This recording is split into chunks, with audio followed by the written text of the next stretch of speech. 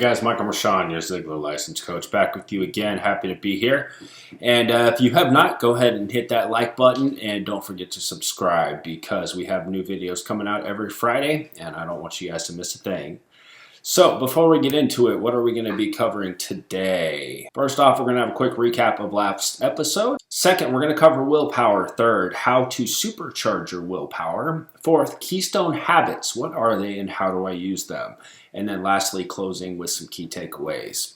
So what did we cover last week? If you weren't with us last week, go ahead and go back and watch that video. But in case you just want a quick recap, we covered habits, specifically the three components that make up any habit. And more specifically, a habit loop. So a habit loop consists of three things. So you have the cue, that's essentially the trigger. So what starts the chain of events? The second is the behavior, and that is what most people refer to as the actual habit. So that would be, if you're hungry, would be the cue, and ordering fast food would be the behavior. And then the reward is the third thing. So it's cue, behavior, reward. The reward is that reinforcement. So it reinforces a behavior, which reinforces a cue, therefore closing the loop. So for more details, go back and watch that video. But today we're getting into willpower. And willpower specifically is the ability to control one's own actions, emotions, or urges. Now, an alcoholic, for example, alcoholics can't stop drinking through willpower alone. So once triggered, that being the cue, the first thing that happens, they can resist it for a time, but willpower alone will not last. Eventually, they're going to cave and give in to the drinking. And the point of that is that willpower is a finite resource. And this has been proved by multiple scientific studies that you only have a finite amount of willpower for any given time period. In most cases, we're talking about a day. So your willpower in the morning, the first thing you wake up, starts off fully charged. By the end of the day, the odds are you've used up little bits of your willpower all along the way, so your willpower is much lower. And many people fail at changing habits because they try to go at it with willpower alone. And of course, that is never going to be successful in the long term. You can make short-term changes, and willpower can be very effective in helping solidify habits, but it cannot be the only thing. So, supercharging your willpower. There's two key things that I want to focus on here, and these are cornerstone or keystone habits. And Keystone Habits, if you're not familiar with it, Charles Duhigg in his book Habits is where I'm getting this information from. It's a great read. If you want a much more in-depth look than I can ever give you in these short videos, then go ahead and pick up his book. But the two things we're going to cover are visualization and regular ritual. So visualization is a mental rehearsal in preparing based on positive expectations. So an example of that would be maybe you're in some form of customer service and you get an angry customer on the line that's just berating you for nothing that you had control over. So visualization would be, how do you respond in that moment? So your cue could be the angry customer. Maybe your behavior is to get angry and yell back. The reward is you defended yourself so you feel better. Now, there is a better way to handle that. Visualizing yourself calmly responding, de-escalating the situation, and then providing a solution. Visualizing it helps. So you visualize yourself getting an angry customer on the phone line. You visualize yourself what action steps you're going to take, what words you're going to use, how you're going to de-escalate the situation. And then you visualize yourself with the reward of the situation being peacefully resolved. And then regular rituals. So regular rituals is the associated consistency and organization that often jumpstarts progress in a variety of other areas. So regular rituals would be something like getting up, brushing your teeth, reading your newspaper, making a cup of coffee, whatever it is for you. There's a specific order and it's a routine. Now, having a routine allows you to know pretty much what to expect at any given step. Knowing what to expect at any given steps eliminates most surprises. Eliminating most surprises is going to eliminate the things that can derail you.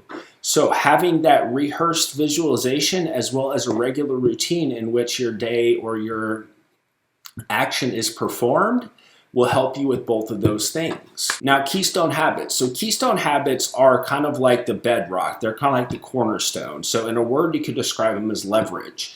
And an analogy that I like to use is actually that of a stone hitting a very otherwise still lake. So a keystone habit falls into the middle of the lake, and it doesn't just sink and go away with no reaction. And of course, the water reacts to that. So the keystone habit is here, and out of that keystone habit forms all these ripples that extend in all directions away from the point of impact.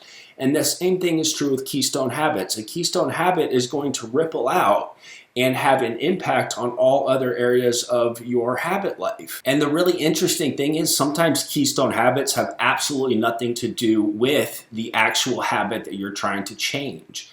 But having them in place gives you a much higher probability of success in almost all other areas that you're trying to change. So while there may not be a direct correlation, there is, in a sense, a multiplying effect of keystone habits on other areas. So 5 common keystone habits. Of course, we covered some of these already. Regular rituals.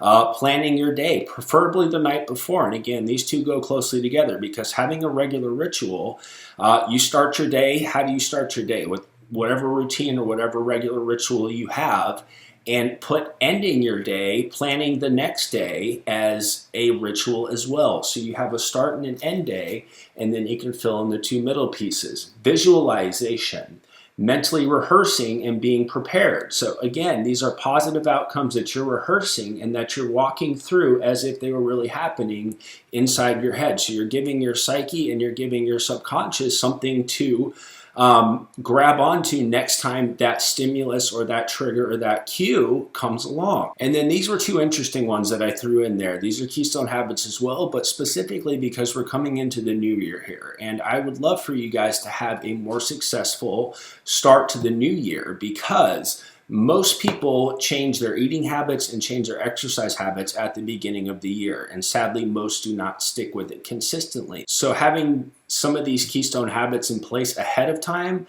will allow you to be much more successful when the first of the year rolls around. But this one, number 4, tracking what you eat. Now, simply just writing down in a journal or on a piece of paper what you eat every day. Now, that sounds a little tedious, but the payoff to that is that in the studies they did, people that wrote down and tracked what they ate lost twice as much weight as those that did not.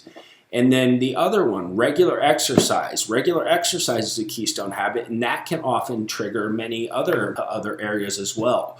So most people, when they start working out regularly or exercising regularly, want to eat better. People tend to have more energy. It can help with depression and sadness and things like that. Just the act of movement and going and exercising, getting your heart rate up. So there's a lot of side benefits and a lot of other benefits other than necessarily the one habit that you're trying to change. And that's why they call them keystone habits. So in closing, if you were with me last week, then you made a list of basically habits that you wanted to change. So off that list, you can now go through and find any habits that you're trying to succeed just by willpower alone, because the odds are if you wrote them down, then you have not been successful at changing them. And then once you have established that, you can now start using some of the keystone habits. Use the habits of regular ritual and visualization to supercharge your willpower. And again, that's going to be the catalyst that starts the process, because you do need willpower in the beginning, but that's not going to carry you all the way through.